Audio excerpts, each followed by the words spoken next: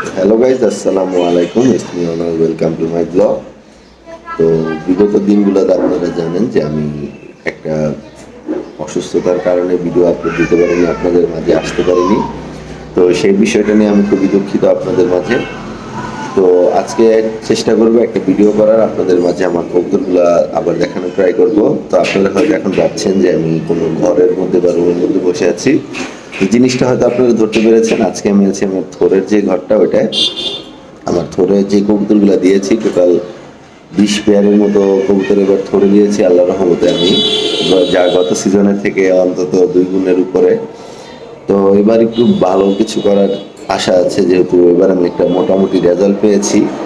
মোটামুটি না, আল্লাহর রহমতে আমার নতুন কবুতরের তুলনায় অনেক ভালো রেজাল্টই করেছে আমার কবুতরগুলা। তো আমি রেজাল্ট অনুযায়ী এবং কবুতরের সংখ্যা বাড়ানোর জন্য বড় আকারে একটা থোর করেছি। তো আজকে আমার থোরের সেই কবুতরগুলো দেখাবো। তো ভিডিওটা বিনা স্কিপ করে দেখবেন। আর আমি থোরে কি খাওয়াই না খাওয়াই, কিভাবে পরিচর্যা করি, কিভাবে ভালো ভালো বাচ্চা উৎপাদন করি, আর সবচেয়ে ভালো বিষয় যে পক্স রোগের সমস্যার সমাধানটা আমি আজকে আপনাদের এই ভিডিওতে দেখিয়ে দিব। তো যদি ভিডিওটা আপনাদের ইনফরমেটিভ মনে হয় তো অবশ্যই ভিডিওটা বিনা স্কিপ করে দেখবেন এবং ফুল ভিডিওটা দেখার ট্রাই করবেন। তো চলেন বেশি কথা না করে ভিডিওটা শুরু করা যাক। এই যে আমার ফোনগুলা কম বেশি যারা আমার ভিডিও রেগুলার দেখেন, আমি একটা শর্টস আপলোড করেছিলাম। তো এই যে আমার সব কবুতর, এখানে টোটাল 20 জোড়া কবুতর আছে। কবুতরগুলো দেখাও। তো এখানে বেশিরভাগই আমার নিজস্ব কবুতর, যেমন এই একটা কবুতর আমার, কিন্তু এটা আমি যখন পাল্লা করেছি, এটা কি 5 রোড পাল্লা করেছি আমি এই সিজনে। কবুতর অনেক শর্ট হয়েছে, তাও আল্লাহর মধ্যে আমার একটা হ্যান্ডসাম অ্যামাউন্টের কবুতর টিকেছে। এই কবুতরটা যখন সিজনে টুর্নামেন্ট খেলার সময় হলো তখন ওর ফেদারে প্রবলেম হয়ে যায়, যেমন এই জায়গায় এই 4টা ফেদার পড়ে গিয়েছিল। তো এই কারণে ওকে আমি টুর্নামেন্টে কোনো সিল খাওয়াতে পারিনি, বাট এখনো আছে।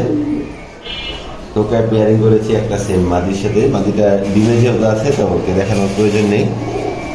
তারপরে এই যে সাজ্জাদ ভাইয়ের কবুতরগুলা, তার জল্লাখাকি লাইনের কাজ করানোর এবং জল্লাখাকি মাদি। তারপরে এই যে আমার একটা খুব বিশ্বস্ত একটা কবুতর, আমার সবজি কবুতরটা।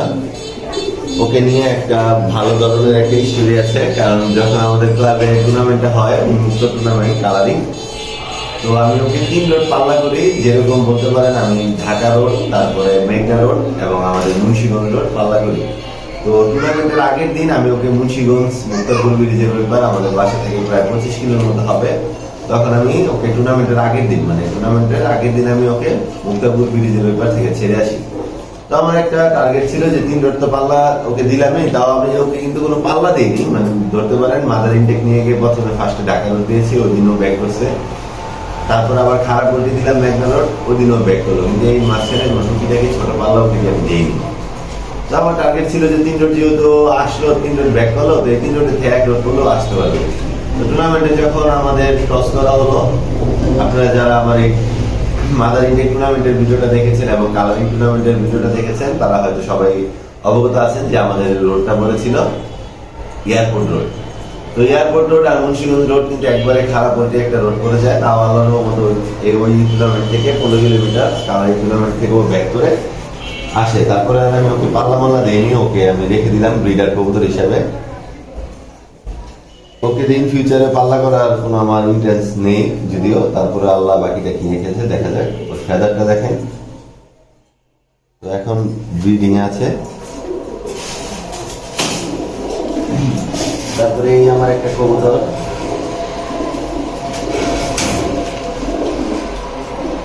এই কবুতরটাকে কিন্তু আমি ঘোড়া বলে ডাকি। এটা আমার একটা ঘোড়া, ওকে আমি সাদা ঘোড়া বলে ডাকি, কারণ ওর যে একটা বডি ফিটিং বা অনেক লম্বা এবং গলাটা অনেক লম্বা, ঘোড়ার যেমন থাকে, ওর চলাফেরাও ঘোড়ার মতো, তাই ওকে আমি ঘোড়া দিয়েছি। এবং ওর রোডে পারফরমেন্সও ঘোড়ার মতো, সবসময় ও দৌড়িয়ে আসতো। এই কবুতরটারও সেম প্রবলেম হয়ে গেল, যে ফেদারের প্রবলেম ছিল, যে কারণে ও টুর্নামেন্টে সিল খেতে পারেনি।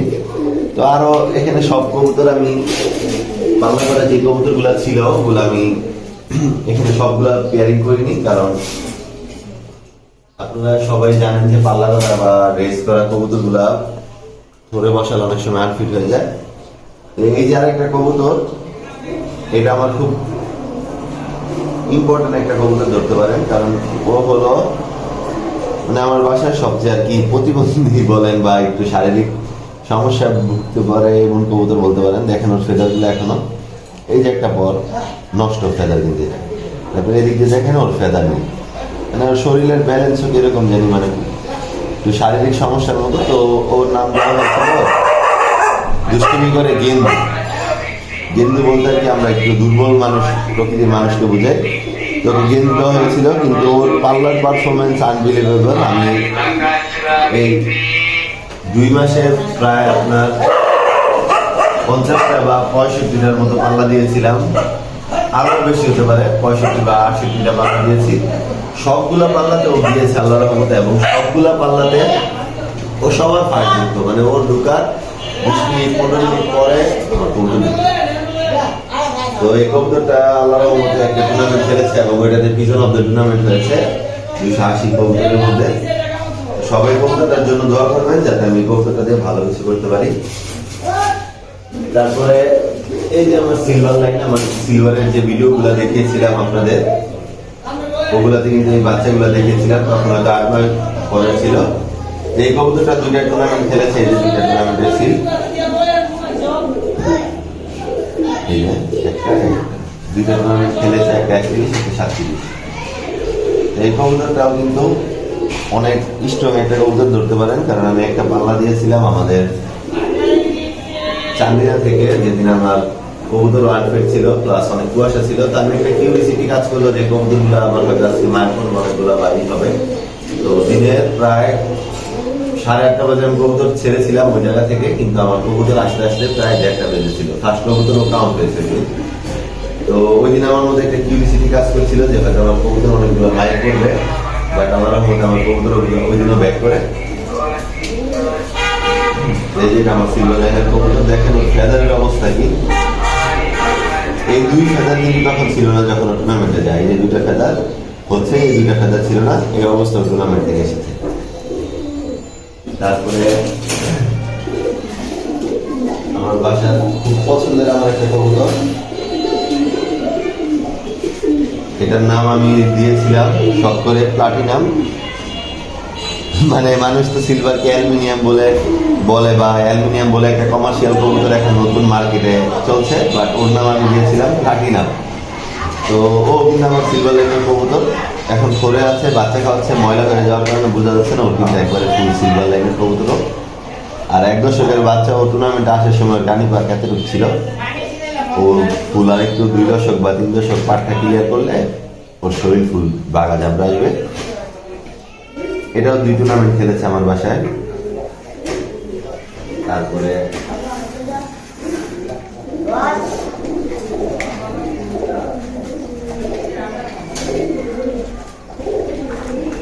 এই যে আমার আরেকটা ট্রাস্টেড কবুতর, এটাও আমার সিলভার লাইনের।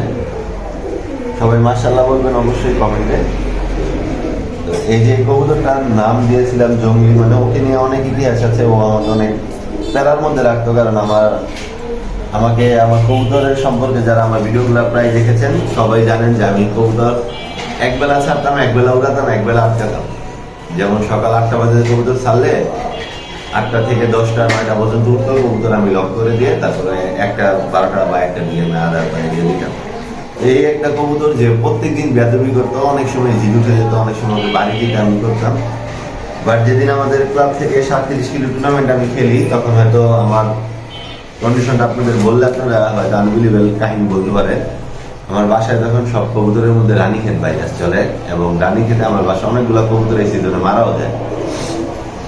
এই কবুতরটার যেদিন টুর্নামেন্ট হয় 3 দিন আগে থেকে রানীক্ষেত ও বাসায় উঠতে পারে না। তো আমার মামা আমার বলতেছে যে অনেক এই কবুতরটা দিস না, ও বাসায় 15 মিনিট উঠতে পারে না। তোর উপরে আমার একটা জিদ কাজ করেছিল যে ও লাস্ট মোমেন্টে সে কেন এখন অসুস্থ হবে, ওর এই টুর্নামেন্টে খেলতে হবে। তো যাই হোক, ওকে আমি আল্লাহর রহমতে দেই, এবং ও ওই দিন প্রায় 2:30 বাজে বাসায় ব্যাক করে। মানে বলার বাইরে কাহিনী যে একটা কবুতর বাসায় 10 মিনিট ঢুকতে পারে না, কবুতর 2:30 বাজে ল্যান্ড করে। এবং ল্যান্ড করেছে যে আপনারা দেখলে ওই দিন বুঝতে পারতেন যে ও ল্যান্ড করে ও হাঁটতে পারতেছে না। ওকে দেখে আমার চোখ দিয়ে অজরে পানি পড়ছে যে একটা কবুতর কতটা বিশ্বস্ত হতে পারে।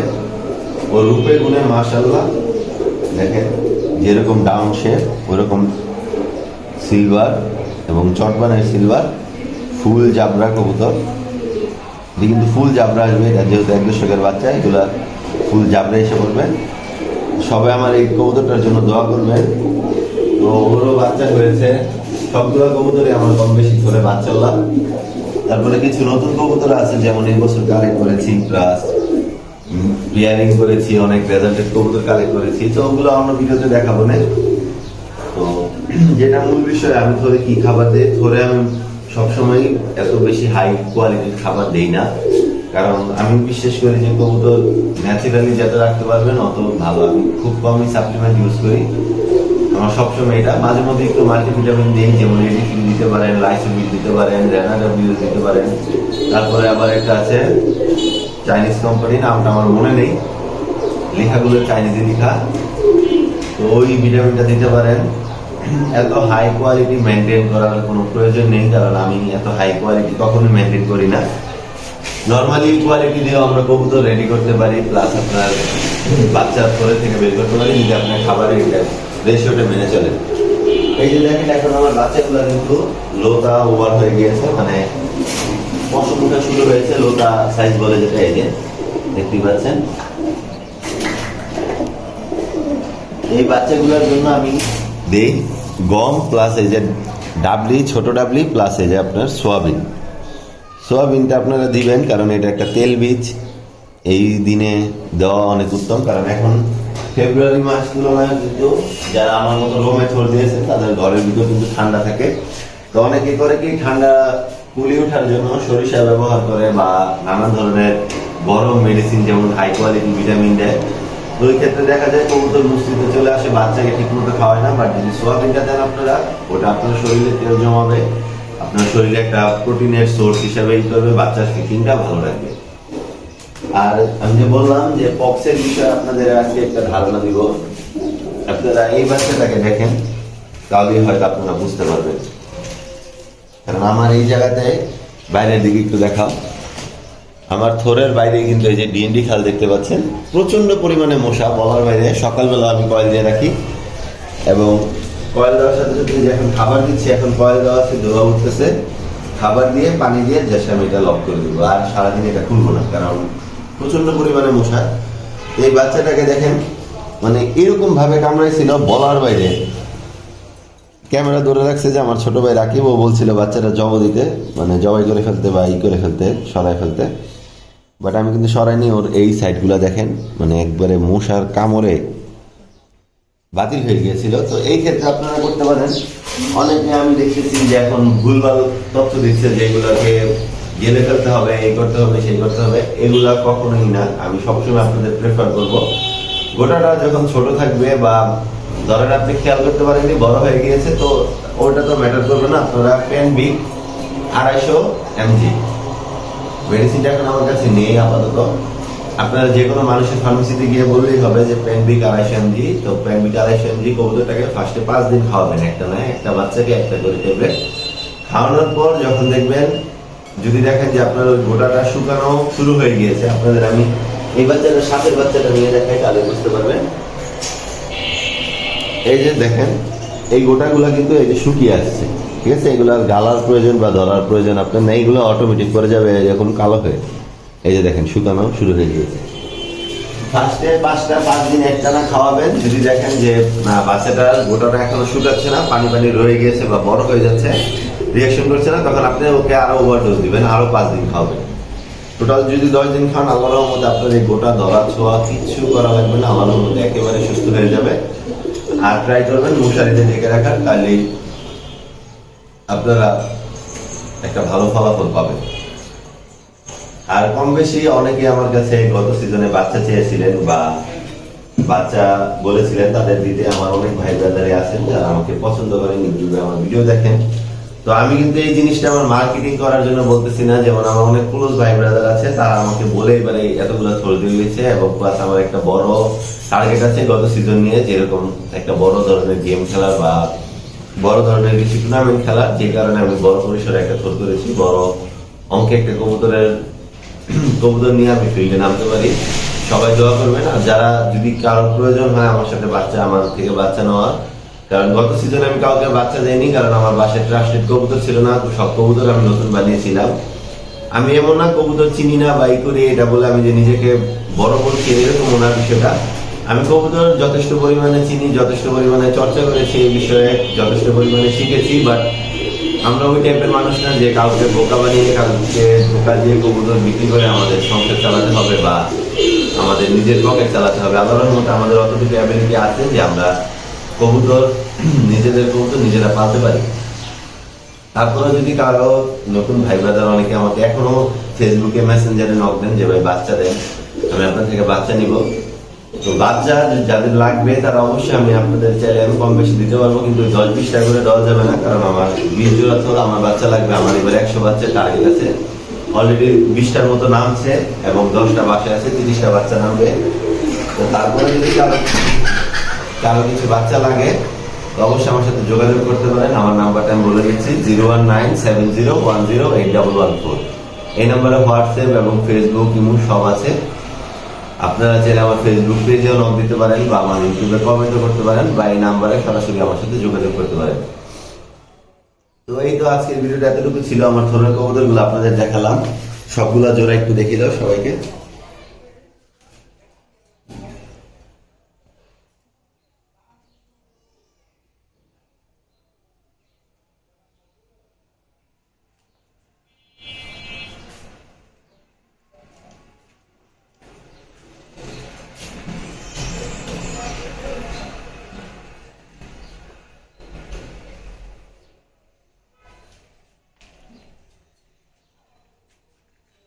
তো এই তো আজকের ভিডিওটা এখানেই ছিল। যদি আমার ভিডিওটা দেখে আপনারা হেল্পফুল মনে করেন বা আমার ভিডিওটা আপনাদের ভালো লেগে থাকে, আপনারা আমাকে চান যে আমি আপনাদের মাঝে টিকে থাকি, অবশ্যই আমাকে বেশি বেশি করে ফলো এবং সাবস্ক্রাইব করার মাধ্যমে আমাদের ফ্যামিলিটা বড় করবেন। আর আমাকে নিয়মিত কমেন্ট করে জানানোর ট্রাই করবেন আপনারা কিরকম ভিডিও চান, কি জিনিস আইডিয়া লাগবে আপনাদের, খাবার বা গোসল বা উড়ানোর সিস্টেম বা বাচ্চা সেট করার সিস্টেম, যে এরকম সিস্টেম আপনারা বলবেন বা পেয়ারিং নিয়ে যারা না বুঝেন, কম বেশি সবারই শিখার কোনো বয়স নেই, আমিও এখনো অলরেডি শিখছি, তাও আমি আপনাদের মাঝে বোঝানোর ট্রাই করি, কারণ কম বেশি আমি যা জানি হয়তো আপনাদের মাঝে অনেকে আছেন যারা নতুন পারেন না, অতটুকু আপনারা জানেন না। তো এই বিষয়গুলো আমি আপনাদের মাঝে শেয়ার করি। যদি আমার ভিডিওতে কোনো ভুল ত্রুটি দেখে থাকেন অবশ্যই এগুলো ক্ষমা দৃষ্টিতে দেখবেন। তো বেশি কথা না বলিয়ে ভিডিওটা এখানে শেষ করছি। আল্লাহ হাফেজ।